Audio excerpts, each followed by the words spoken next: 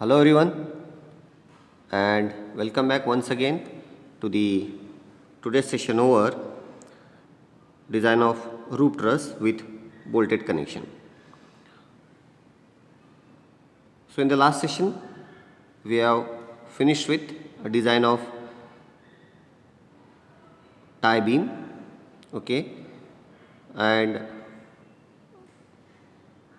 in today's session I am going to discuss about how to design the sling member, or it is also called as the interior member of the roof truss. Okay, so as I told you, the exterior member like the principal rafter and the bottom tie beam, okay, we have to use as double angle because they are the main members, and the other interior members we can use as a single angle section. Okay, so we'll begin with the design of interior member. Okay, we'll go back to the geometry and we'll check the given profile of the interior member. Okay, so what you can see here, so again this is a geometry of the roof truss. We have the section A, C, C, D, B, E and E to D. This is for principal rafter. We have finished with the design of principal rafter in the first session, and the second session we have completed the design of the bottom tie member, that is AF, FG and GB. Okay, so these two groups we have finished, okay, from the table of forces. Now next we have to design the main sling member. Main sling member, we can design this also, but this is the member which is having the maximum length. Okay, we are going to design for that, so that is called as the member DF and DG. So we have to refer this, the forces here given and the length is also given here. Okay, so for DF and DG the force is 33.5, which is nothing but tension, positive, nothing but tension. As I told you, when positive is given we have to use as a tension force. Okay, and the length of the member is given here. The length of this member or this member is 5 meter. Okay, even you can design for this also, that is CF and EG. Okay, I am not going to design this member because the procedure remains same, but only the length of the member is 2.5. But this you have to design as a compression. This you have to design as a compression member. So in today's session I am going to start with the design of main sling member DF or DG. So for that the force is given here 33.5 kilonewton. So this is nothing but tensile force, and even the length of the member is 5 meter. Okay, so we'll proceed with the design part. Okay, so the design of sling member, the member is DF and DG. Okay, so the force given here, the force P given here 1.5 into 33.5. okay, so here it is given as 50.25 kilonewton. The factored load P 1.5 times the force in the member 33.5, so we get 50.25 kilonewton. Okay, so now area of member by using TDG is equal to AG into Fy upon gamma m naught. By using TDG is equal to AG into Fy upon gamma m naught. Okay, so therefore AG is equal to, here AG is equal to 50.25. from this you have to find out AG into 1.1 divided by gamma m naught. Gamma m naught is 250. Okay, so from this we get the area, the required area 221.1 mm square. So we have to select a section here, okay, for area more than 221.1 mm square. Okay, so let us try ISA. So we are using single angle here. So let us try ISA 50 by 50 by 5. You can try for other angle also by referring other angle section also. Okay, that is ISA 50 by 50 by 5 I have utilized here. So we got AE, we got the area is 479 mm square. Okay, the area of the member from the steel double we get it as 479 mm square. Okay, now you have to go for connection design. Okay, the next step is design of connection.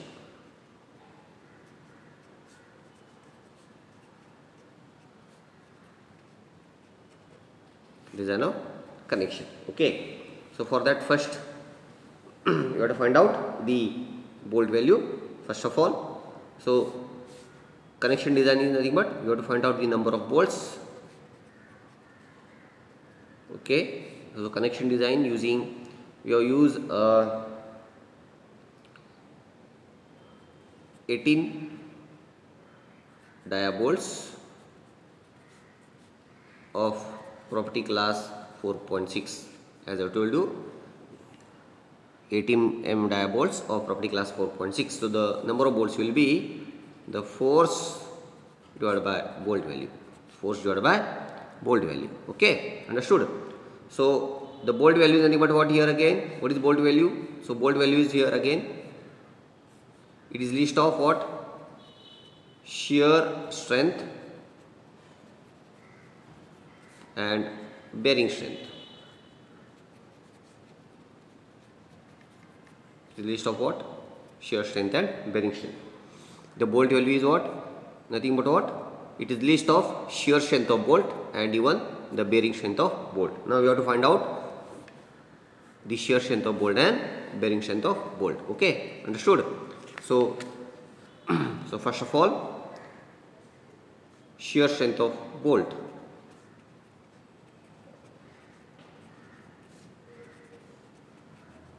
Shear strength of bolt.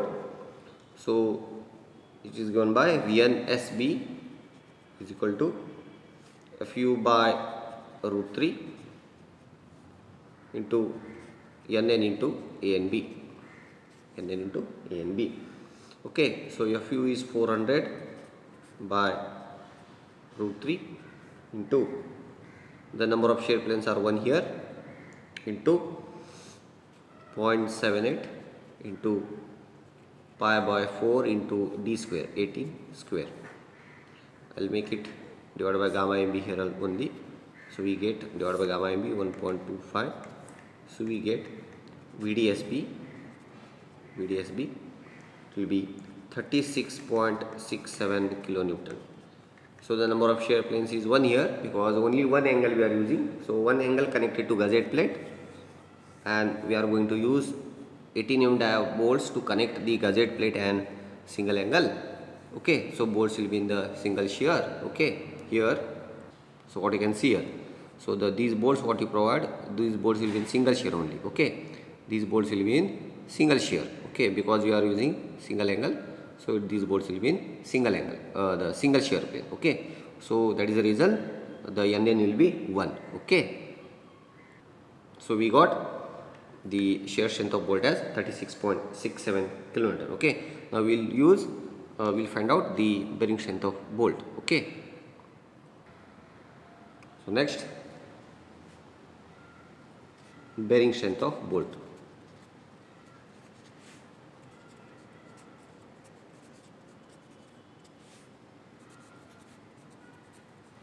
Bearing strength of bolt. Okay, which is given by VDPB is equal to 2.5 kb d t and fu. Sorry, it is fu divided by gamma mb. So 2.5 kb I'll use as 0.5 only.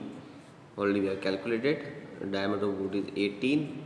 Thickness of angle is 5u into fu is 400 divided by gamma mb 1.25. So we get the value of VDPB is equal to, it will be 36 kilonewton. Okay, 36 kilonewton. So as I told you, you have to use the value of the bolt strength, least of shear strain and bearing strain. So we get the least is 36 kilonewton, that is nothing but the bearing strength. Okay, so therefore the bolt value, the strength of bolt is 36 kilonewton. Okay, now number of bolts,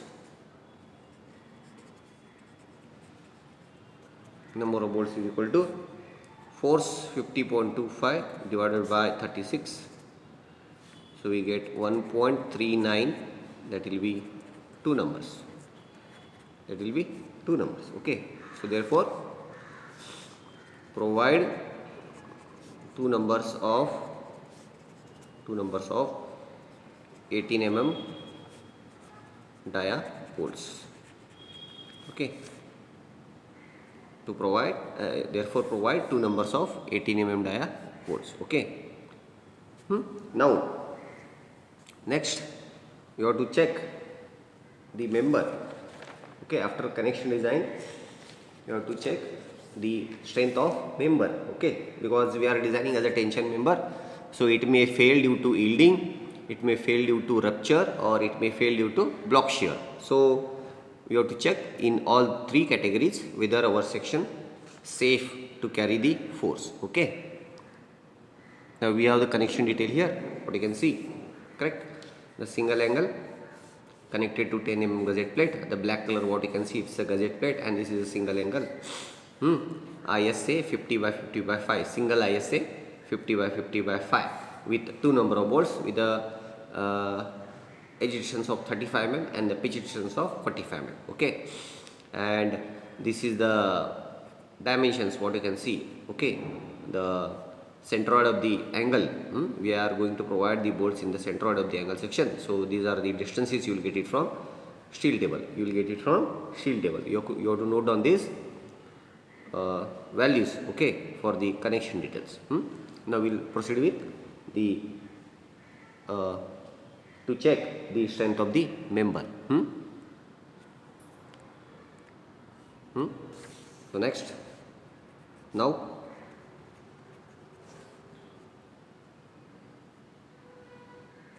to check the strength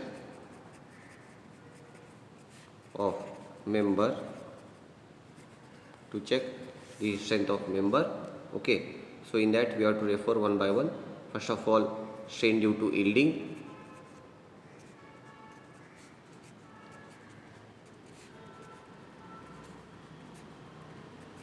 Okay, next one is strain due to rupture, and third one is strain due to block shear. Same procedure you have to follow. So we will calculate one by one. So first of all, strain due to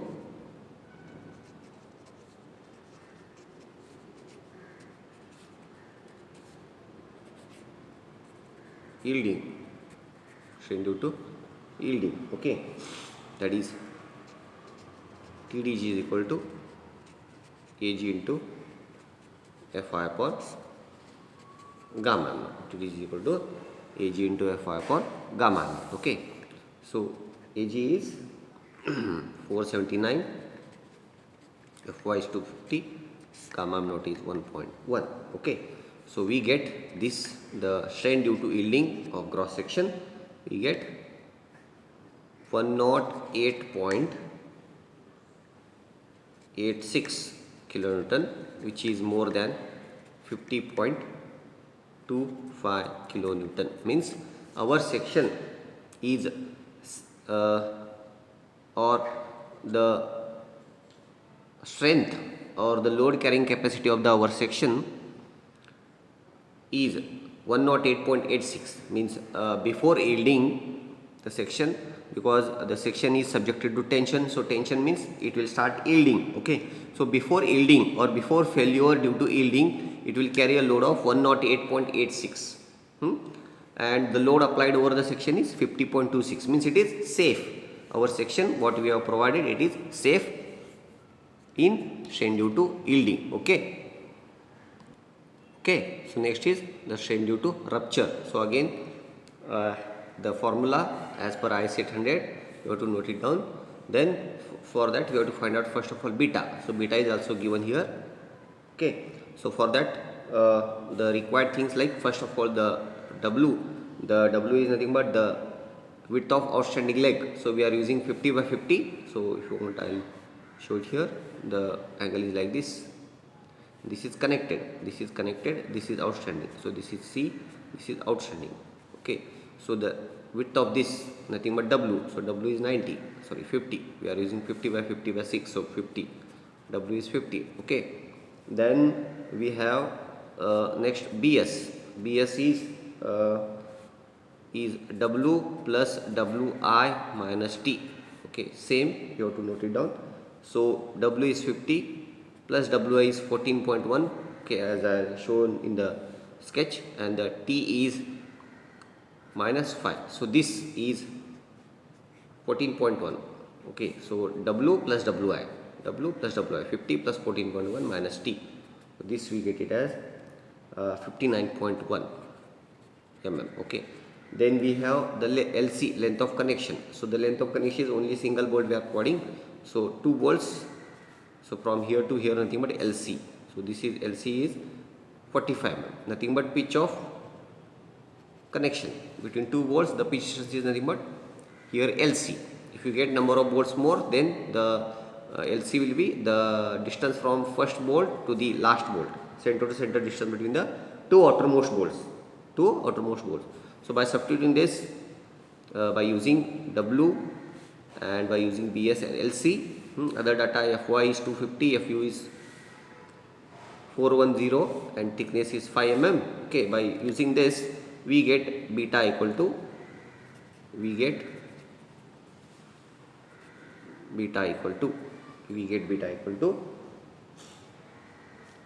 0.791. Okay, then we have other data like what is ANC and AGO.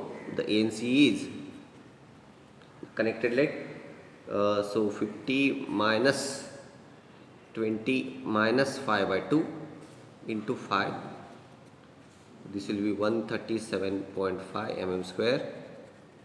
Then we have AGO is 50 minus 5 by 2 into thickness 5, so it is 237.5 mm square. Okay, ANC and AGO. Okay, so from this, after substituting this everything, we get the value of TDN. We get the TDN equal to 83.286 kilonewton, which is again 50.25 kilonewton, which is again more than the force applied over the section. Again, our section is safe under fracture or rupture. Means before fracture, the member will carry the force of 83.26, which is again more than the force applied over the member. So hence again it is safe. So therefore it is safe. So in the two categories we got the section what you have provided, it is safe. Now we have to go for the third category, that is block shear. Okay, strain due to block shear. The third one is strength due to block shear.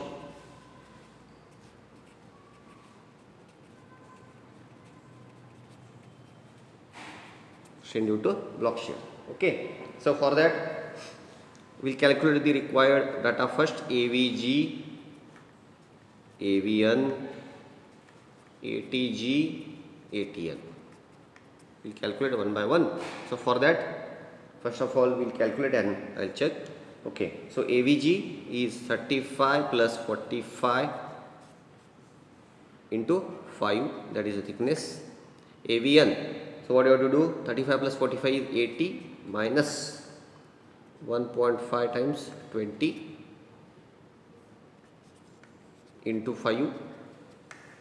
Then ATG is 35.9 into 5, and ATN, see, G means gross, N means net. So net means you have to deduct by deduction of the number of bolts hole. Okay, deduct. Okay, 35.9 minus half of 20 into 5. Okay, so I'll show you how you get that. Okay, we'll see one by one here. So AVG. So the path is, first of all, see, the path will be like this. It will travel, the failure will travel up to this bolt and it will move towards like this. See, always it will move towards the toe. Always it will move towards toe. It will not come down here, because here is a mass will be more, area is more here, because here is junction. Okay, so it will always move towards toe. So where I want to show, yes, here, if you check, it will move always towards this. It will not come down, because here the mass is very heavy or the area is high here, so it will move towards always toe. Okay, so we'll see here. Okay, so the AVG, so AVG and AVN, it will be along this path, and ATG, ATN, it will be along this path. Okay, we have two, horizontal, vertical.